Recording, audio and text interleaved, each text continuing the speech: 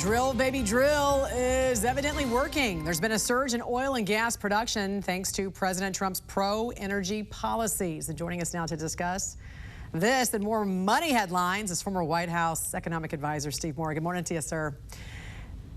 Right. Compare what we're seeing now under Trump versus Biden and Biden's anti-fossil fuel climate policies. Yeah, energy is a big issue where these two presidents took diametrically opposite approaches. So Trump is into, as you called it, drill, baby, drill. And we're seeing some of the fruits of that. The major Department of Energy statistical division just came out with numbers showing that we will reach an all-time high, Jan, in both oil and natural gas production here in the U.S. of A., which is great news. It creates a lot of jobs. It creates more energy independence for the U.S. But also, there's a really kind of positive feature to this for consumers, which is that the Department of Energy now says that gas prices by the end of the year will fall below $3 a gallon, and that's good. Now, some areas of the country already have $3 a gallon, but some of these states like California are still paying $4 or $5 a gallon. So that will be some relief at the gas pump.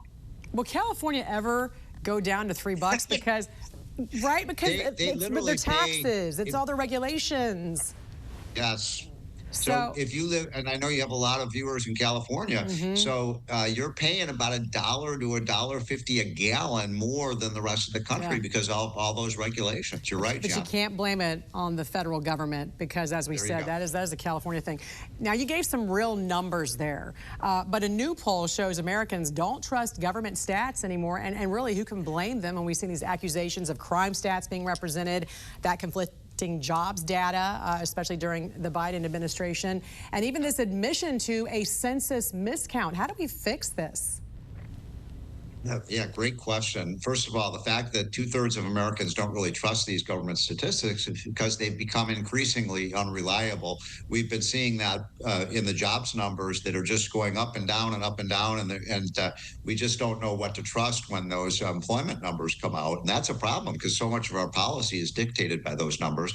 But also the Census Bureau admits that when they did their decennial census back in 2020, that they undercounted the number of people living in red states like Florida and Texas, and they overcounted the number of people in New York, New Jersey, and Illinois. And that, by the way, that had some political ramifications because the blue states probably got 3 or 4 more congressional seats than they should have because of a faulty census. So we need to do a much better job, Jan, in fixing how we count jobs, incomes, how many people live where. These are really important for our country. I think you just nailed it, too. It's outrageous when you think about it. It's not just the fact they might have gotten 4 more seats. It's also the dollars that are sent to these states, because those are also based on the number of people. So they're, that right there is a story we're going to continue following. Yes, because, Jan, you're making a really important point. Thank you. That the way we allocate federal dollars to states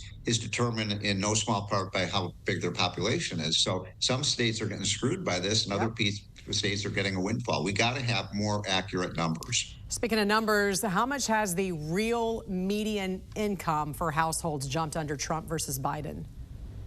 Yeah, so we just have the official statistics in now that under Trump's first term, incomes for median families, they went up about $6,000. Under Biden, only $500 in his 4 years. So about a 10 times higher gain under Trump than under Biden.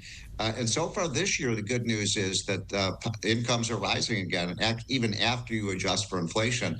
And a lot of that is due to the fact that inflation has come down a lot. We've gotten some good numbers on inflation, which is really important. There's 2 areas, by the way, Jan, where prices continue to rise, and that's coffee. I don't know if you bought coffee lately, but coffee is getting really expensive, and beef. So those are the 2 things, and I think the tariffs have something to do with that. They've risen the price of if you want coffee beans from Brazil, you're paying more for it, and beef, has had problems too. Steve, I love me some meat. I do not drink coffee. Isn't that crazy? Okay. I get up at 1 o'clock in the morning, and I never. You have to get up early in the morning, I do. Usually my alarm goes off around, midnight or a little after. So yeah. I don't like coffee. I know, it's crazy. Former White House economic advisor Steve Moore, always good to see you, sir. Thanks for joining us. Thank you, Jen.